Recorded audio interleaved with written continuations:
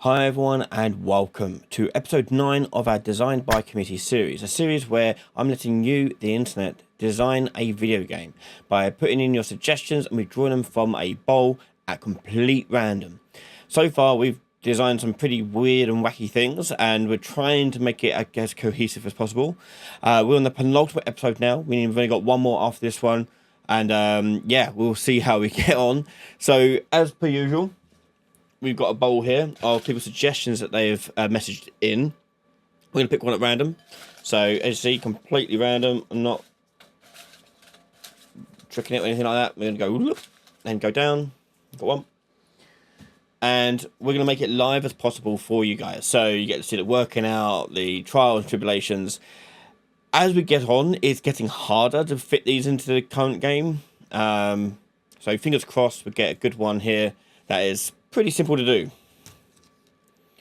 Okay, not too bad. We got this one from C. Williams 4753, house decorating and furnishings. So house decorating and furnishings. Okay, let's jump in.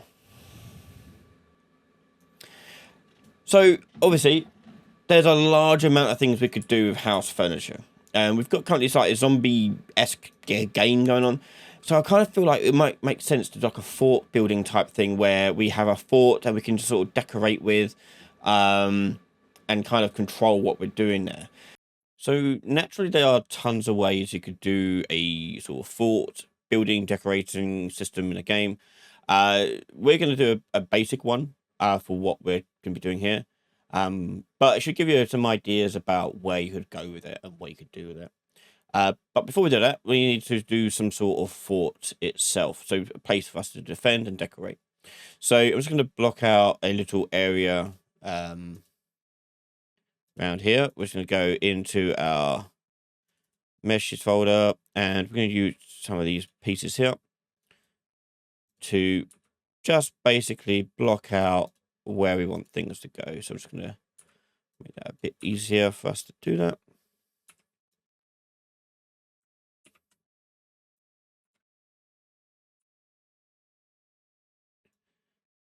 And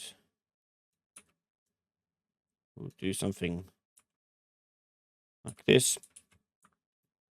And then we'll give it some walls.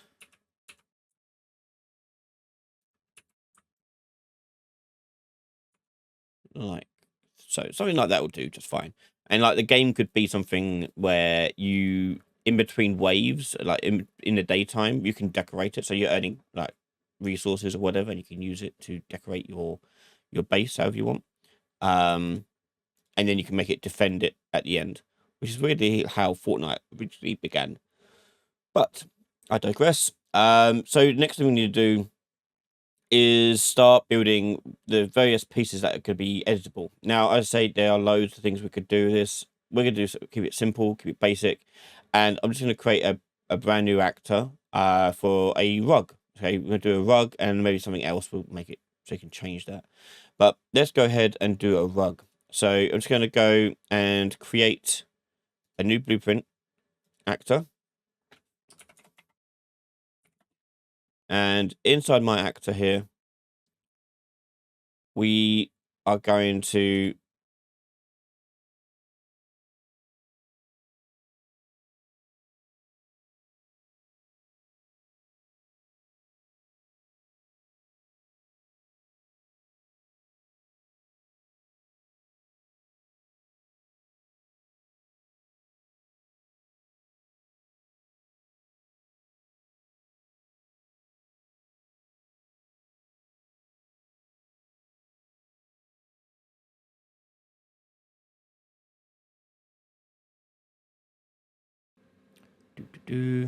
paint. And I'm just going to raise it slightly up a little bit, like that.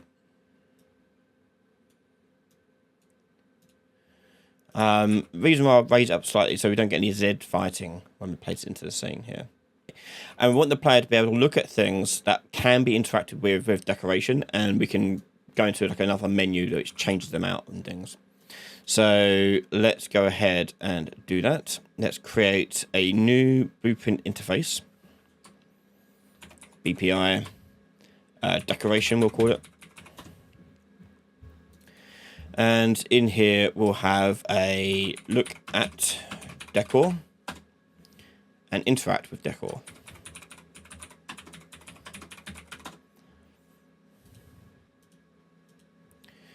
And our rug here is going to have the interface for our look at and... Oh, no, wrong one. No. BPI. Decoration, there we go. Look at decor and interact with decor. And part of that's bringing up a menu. So let's do the UI side of our house decoration. And go widget blueprint. Decor customize. Okay. And let's say we want to change the materials involved. So I'm going to do a list. I'm going to make it auto-generate the list, and we can customize the materials on the fly. So let's do a overlay as our parent widget panel. Then we're going to have a border. And that border here, we're going to put on the far right. And let's just also size that with a width of 400, no, 600, 800. Yeah, we'll do 800. Then give it padding of 150. Yeah, cool, we like that. Okay, and inside the vertical box there is going to be a scroll box. Inside the border side is going to be a scroll box. And the reason why I'm doing a scroll box is because we're going to do a list of all the possible material combinations. Now for the rug, there's just one, but we can make this work for future proofing for other items too. Because the scroll box will be variable, we have to tick the box. Scroller, we'll call it. And we'll give it a bit of padding as well around all the edges. Like so. The border here will do black 0.8. There you go.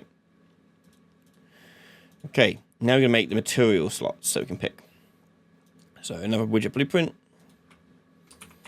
And this would be material slot. And this will be a button, first of all. So let's put a button in. Then we're going to have the horizontal box. An image that previews what it's going to look like. And then maybe a bit of text next to it in the horizontal box there.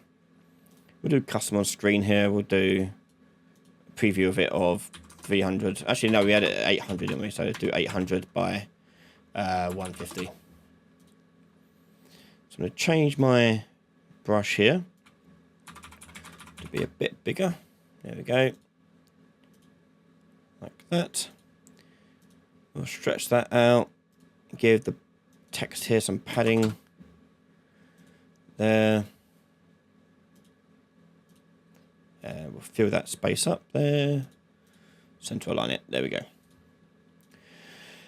Okay, so when I click on that, it's going to assign the material that this is going to have attached to it. Now, the trick here is we want the material to preview what it's going to look like here, which isn't that easy, actually, because there's no way to automatically generate it because the materials are going to be surface materials, and we're trying to make it show on the UI.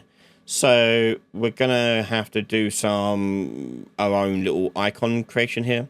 So we'll do material icon, and we'll call this one material name.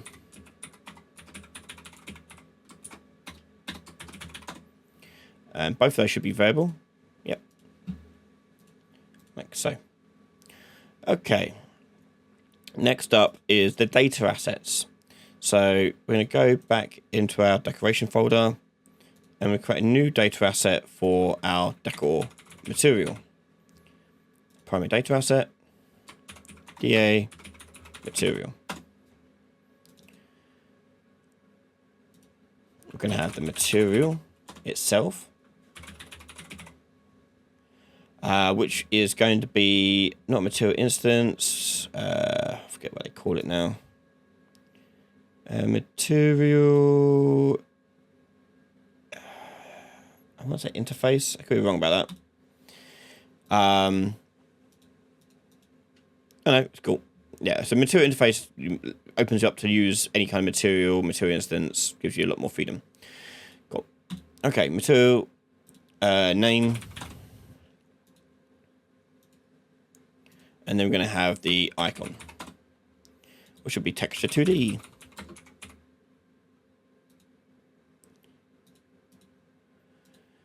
Okay, so let's make our different material options here. We're going to create a new data asset based on our material. And we'll call this one red. We'll call it red for lack of imagination. Name red. There you go.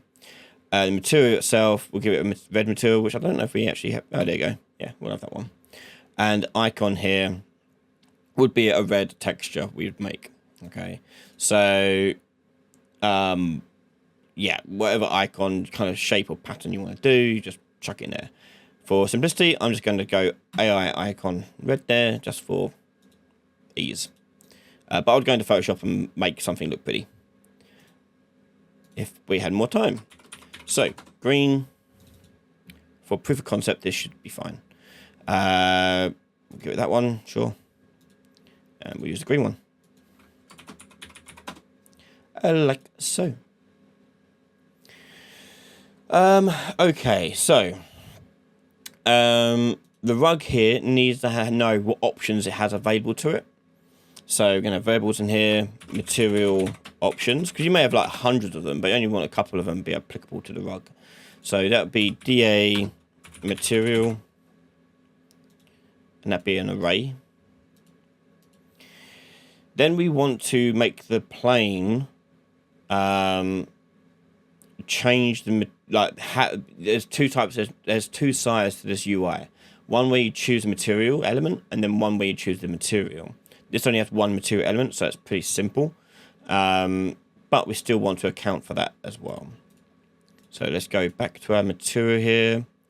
And we're going to have another material slot. We'll just do a duplicate of that. Actually, duplicate, we can keep that the same, I think, actually. No, I'll make a duplicate of it. We'll call it material element slot. Look mostly the same though. So this thing's got to generate the decor inside of here as options. So on the construct here, I need to know what object this is actually looking at now. So we're going to have like a actor it's attached to, and this would be actor. And we'll make use of that interface actually. We can go into the interface and add a new one in here, is get material options. And we'll also do another function here, get material elements. Possibly. I don't know. Yeah, we'll get material elements. There we go. And over here, we'll do another function called set material element. Because again, you also may have a mesh which has multiple meshes as part of it. So it's not as simple as just grab the mesh and use it. It's a little bit more nuanced than that. So yeah, we have that decoration there. So on the UI side of things here, we get the construct, get the actor, get material elements. And we want this output the material elements details. So let's go back to our BP decoration, get material elements, output here, and it'd be material object reference as an array.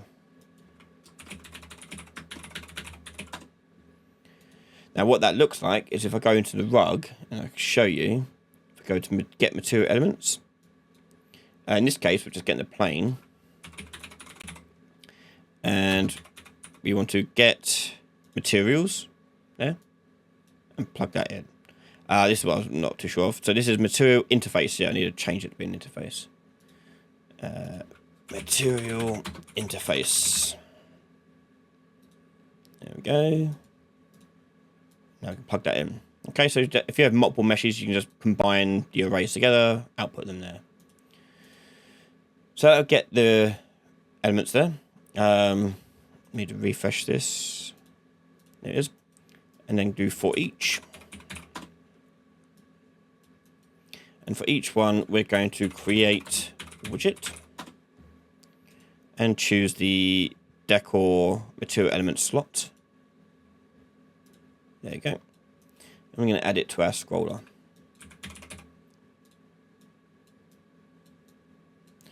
So we're going for each element, adding the scroller to this widget. One thing I will need to do, because we're going to have two sides to this thing, is I'm going to wrap this box scroller with a widget switcher. Like that. And we're going to have another box scroller. We'll duplicate that. And we'll do, this one is material options. Okay. Right, so we do this, and on the material slot element, I want to set up the button here to send a event dispatcher back. So we'll go to the click event, event dispatcher on element selected, and we call it there. And we do want to send back what element this was. Okay, so we're going to on here, not that, sorry, wrong place. On the element selected, go to inputs. I'm going to choose the material element slot.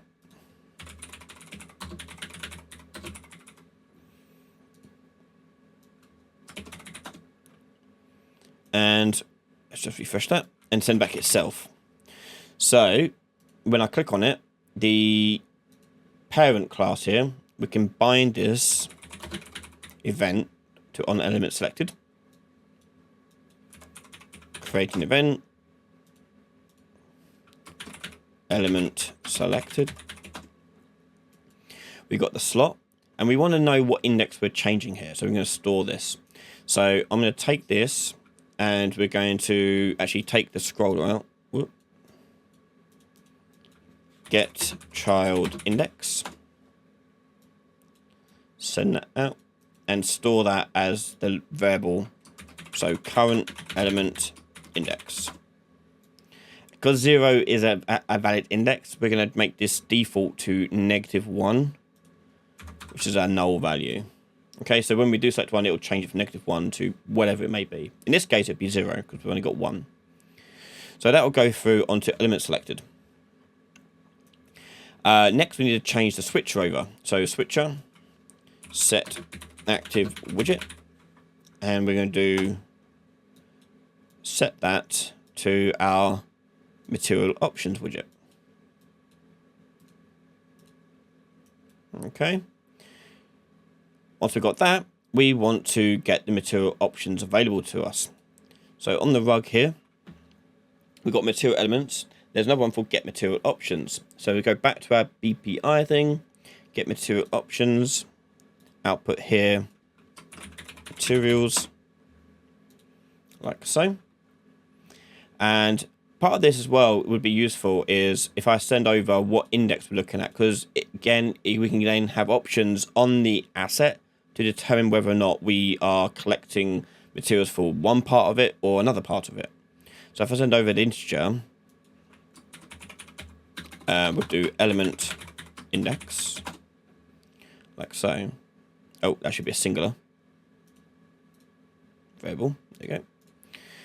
Back on my rug now, I can go to get material options. Material indexes, I can now do stuff with it. Again, not a big deal for us because we've only got one to deal with. And so we just put it in like raw as it is. Oh, that needs to be material interfaces. DA material. Oh, yeah. So this needs to return the DA materials, not material interfaces. That's why I messed up. DA material. Could it send back more information than you'd think? So back on the rug here. That should connect like that. Okay, so that's going to get the information from that.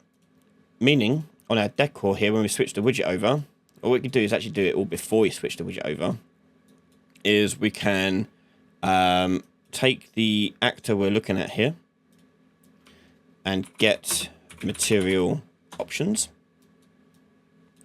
pass through the index we're looking at, and the materials here can be for each through. And we'll move that to a side second. That'll be uncompleted anyway. We create widget. Choose the material option. But we want to pass through the data asset on that. So let's go back to material slot and add that as an option here. Data asset. DA material. Make it editable. Exposed on spawn. Okay, back on here, refresh this. We can now plug the data asset in from the for each loop, and we can now add it to the material options box.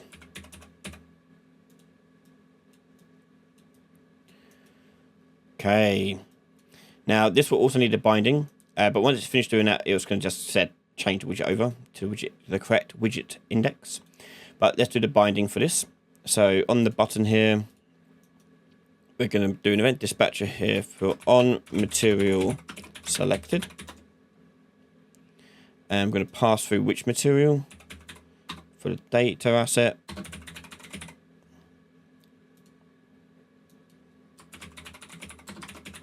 Material data.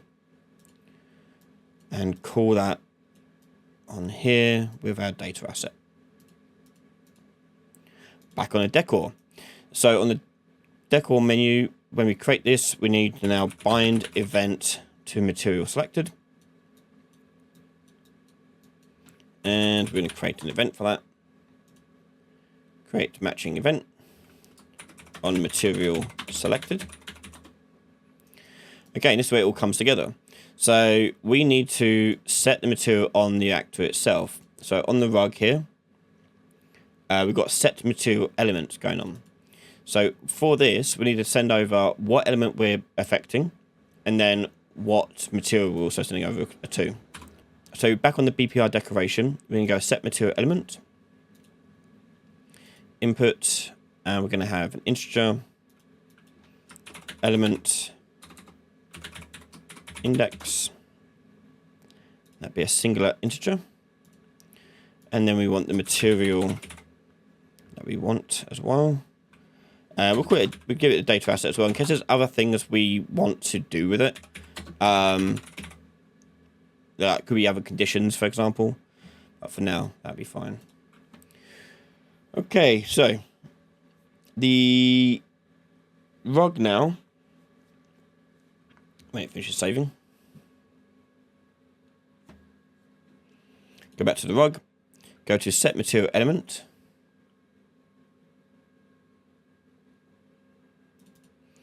And I'm going to drag out our plane, set material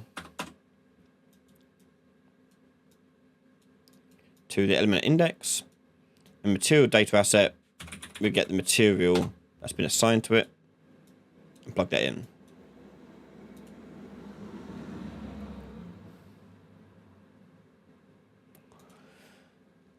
Okay, cool. Back to the decor custom. I'm going to take the actor out here and do set material element. We can plug all of that in now. We've got the information we need. And then we want to set things back to default. So we're going to change that to -1 again. And then go to the switcher. Set active widget to our original scroller. So all I need to do now on here is make this active variable editable and exposed on spawn.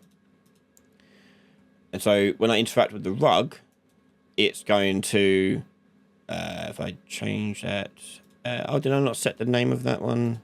Must have got lost.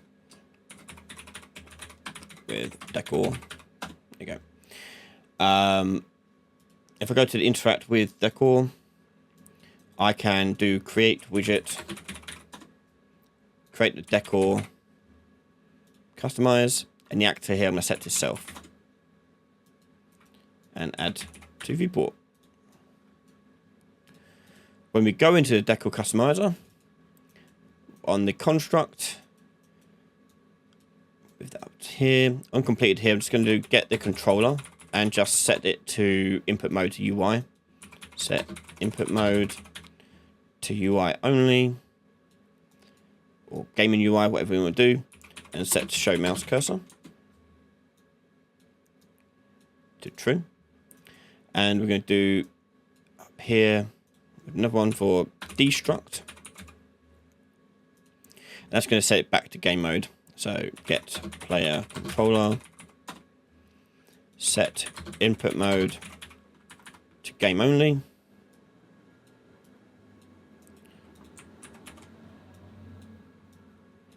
And set show mouse cursor to off. And all we need to do now is a little close button on here somewhere. So we'll do a button.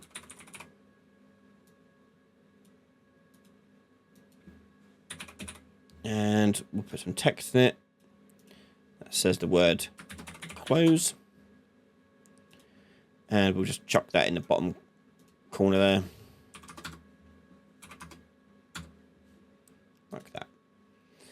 Yep, and I'm just going to go down and hit the on-click button and hit to remove from parent. Which is then in turn will trigger that destruct event and set it back to the game. So now I just need to actually interact with it. So if I go back to my player character,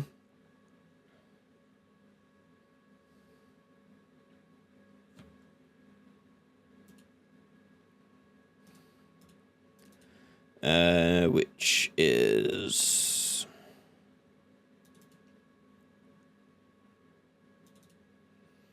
over here.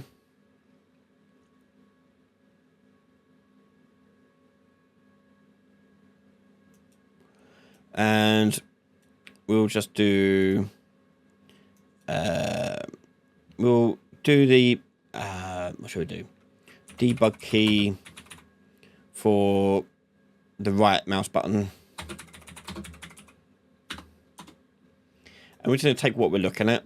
So get player camera manager, get the actor location, get forward vector, multiply the forward vector by a range of, say, I don't know, 500. And then we're going to do a line trace by channel, adding the start position on with the offset we just made. Press that. Yep, so it happened there. And on the branch, we've got the return hit going to here. Another check we're going to do is on the break hit result. We want to see whether or not the hit actor here. Actually, well, we can do does implement interface if we want. But it's not a big deal. We could just do interact with decor. Because if it doesn't have it, nothing will happen. So there's no harm in doing it, I guess. Like that. Okay, I think that's it. So let's take a look at that in action and see if that works. Now, obviously, if this works with the rug, you can do this with any of them, any object you want. And even empty spaces too. Same logic if you want to have, like, there's a slot here and I want to put in a picture frame. You can have an empty slot that you can interact with. So it just has a collision box on it rather than a model. Of course, I make something that I can't get out of. Typical. We'll take this and just.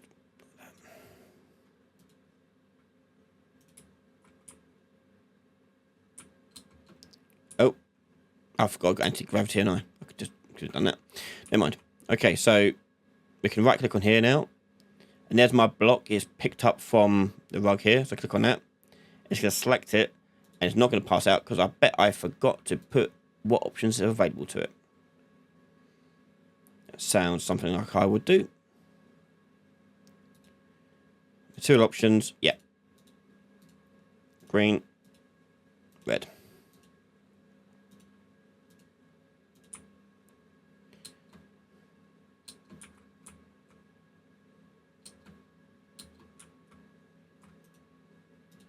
There you go. There's the 2. Green. Oh, we forgot to clear these things as well. There's the red. So we do that clearing.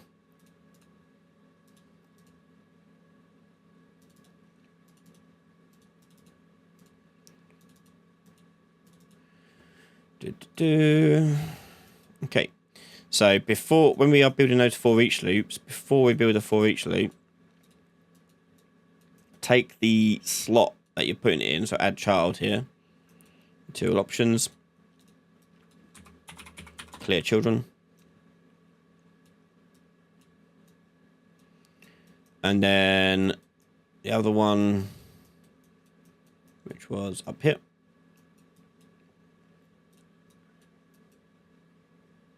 actually that we can leave alone because it's only ever going to have one, so that's fine. We can have them once there. Yeah, that'll fix that issue coming up. As for like the materials changing their appearance based upon what's been selected, that can all come from the data asset we have in here. So on the pre-construct, take the data asset and you get access to the icon, which you set here. Set brush from texture. And then the name, set text.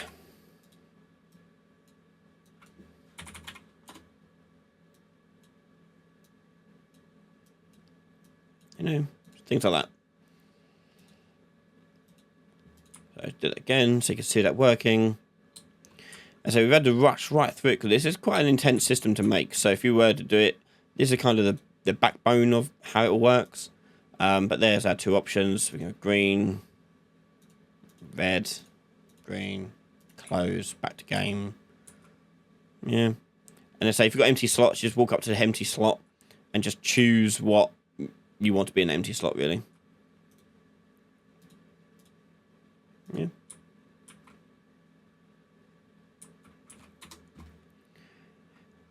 And it's flexible enough too, so if you wanted to, let's say we wanted to do another actor, okay, so if I go back and let's look at these weapons we've got in here, because these have got multiple things on them. If I make a blueprint for one of these, it'll look weird, but I don't care, it'll just do for now.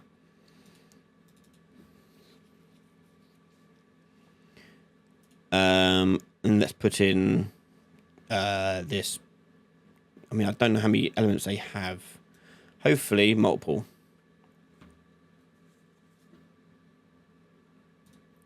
Nope, they have 1. Great. Yeah.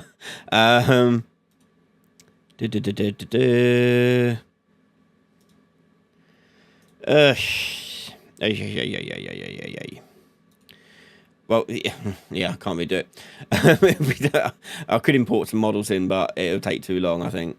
But you get the gist of it. If you were to go in, have multiple elements in it, you'd put in all those elements from going into that get elements interface. Here, you just collect them all up and pass them through. Just make sure they're the correct order on the other side when you pull them back in to the actor too. So there we go. Thank you so much for that suggestion from C. Williams 4753 for house decorating. Obviously, a very large system to make fully, if you want to make a fully one. We're not going to do that because I'd spend the best part of my life just filling it all out. But hopefully this gives you some ideas of where you could begin with that too. So in our game here, we've got a fort customization element to our zombie horde thing, which has turn-based elements to it, random jumping, random things like physics object stuff. Yeah, we've got one more episode left. I'm looking forward to seeing what is on the menu for that last suggestion there. If you want to support the channel, head over to patreon.com/Ryan Laley, where you can find all our videos early before anyone else, including the next part of this episode of this series. If you are a gold patron or higher, you'll also get access to these project files. So if you want to mess around with it further, you can do. Totally cool with me. You can do that if you want. But thank you so much for your support. Make sure you're subscribed, and I'll see you all next time. Bye, everyone.